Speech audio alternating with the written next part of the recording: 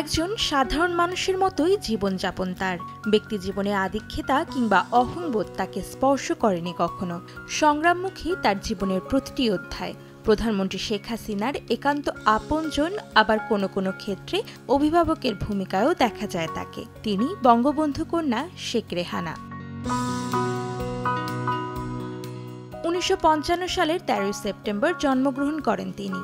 মায়ের ডাকনাম রেনুর প্রথম অক্ষর আর বড় বোন হাসিনার শেষের অক্ষর অক্ষুণ্ণ রেখে নাম তার রেহানা।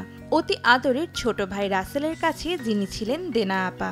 তার জন্ম ও বেড়ে ওঠা এমন এক সময়ে যখন বঙ্গবন্ধু ধীরে ধীরে হয়ে উঠছেন বাঙালি জাতির সকল আশা ভরসা এবং বাঙালির মুক্তির প্রতিকৃত। ১৯৭৫ সালের ১৫ই আগস্ট বঙ্গবন্ধুকে যখন সপরিবারে হত্যা করা হয়, সে সময়ে বড় বোন শেখ হাসিনার সঙ্গে বেলজিয়ামে বাংলাদেশের রাষ্ট্রদূত সানাউল হকের বাসায় ছিলেন শেখ রেহানা।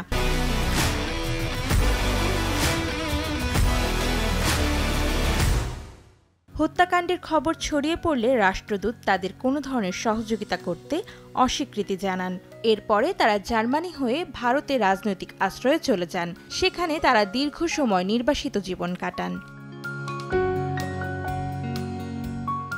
শেখ রেহানা পরে ভারত থেকে লন্ডনে চলে যান এবং ১৯৭৭ সালের জুলাইয়ের শেষ সপ্তাহে বিয়ে করেন ডক্টর শফিক আহমেদ সিদ্দিককে। বিয়ের পরপরই তিনি স্বামীর সঙ্গে চলে আসেন সাউথ ডাম্পটন ইউনিভার্সিটিতে। মাথা গোঁজার ঠাঁই করে নেন আরেক বাঙালি পরিবারের সঙ্গে রুম ভাগাভাগি করে। সিদ্দিক ও রেহানা দম্পতির ৩ সন্তানের মধ্যে বড় মেয়ে টিউলিপ সিদ্দিক ব্রিটিশ পার্লামেন্টের লেবার পার্টির একজন এমপি।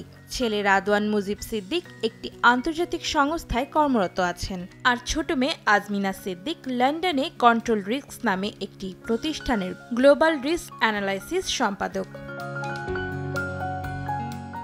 ১৯৭৯ সালের ১০ মে সুইডেনের স্টকহোমে এক সম্মেলনে বঙ্গবন্ধু হত্যার বিচারের জন্য বাংলাদেশ সরকারকে চাপ দিতে বিশ্ববাসীর কাছে আবেদন জানিয়ে বক্তব্য দিয়েছিলেন তিনি।